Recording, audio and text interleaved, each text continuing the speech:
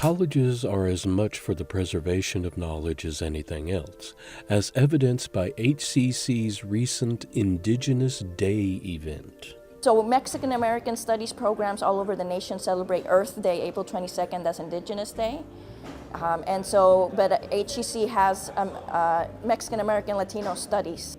Native Americans have typically been excluded out of history books, and it's important to show them not only what the history is, but to show them that Native Americans are alive and well today too.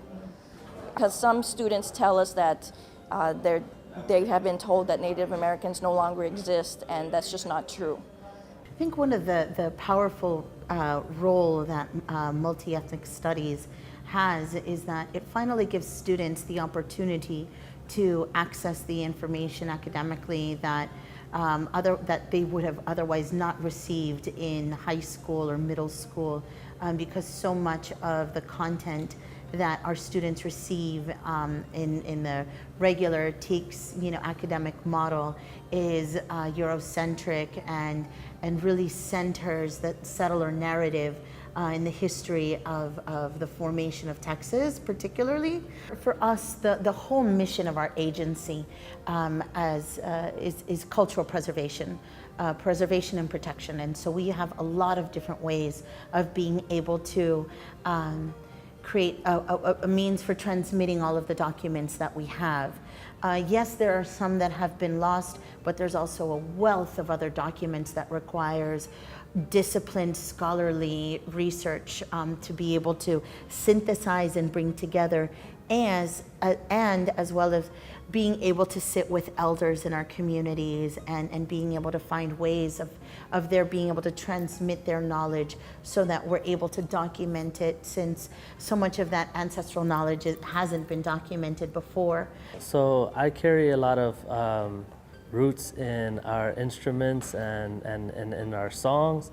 So I learn a lot of traditional songs from my elders, from folks that have practiced our language, that have carried their own songs throughout their generations previous before mine, and be able to present that to the city, to different folks in different areas. When they call us to be able to bring out some kind of invocation, even I'll be able to do that for them, and sing those songs and shake that rattle in a way that brings out that spirit, or that calling of that ancestor.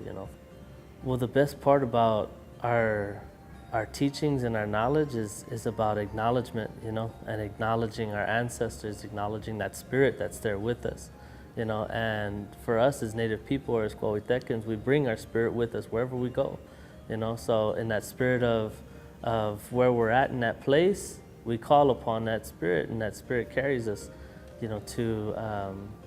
to the point where we feel good about how we're singing, how we're sharing our songs, and how we're portraying this message even through our songs of what do those songs mean? What does that language mean? What is it doing? Those invocations that we do are meant to call on spirits, that are meant to call on ancestors from past and more recent past as well. Our grandparents, our great grandparents that just passed away not too long ago, or so on. Those people are still with us. They carried themselves through us. So we can go and share through these opportunities that we've been given with HCC that we're truly grateful for. But where it really catches is being able to live a life that our ancestors would be proud of, that we dignify them by living in a good way.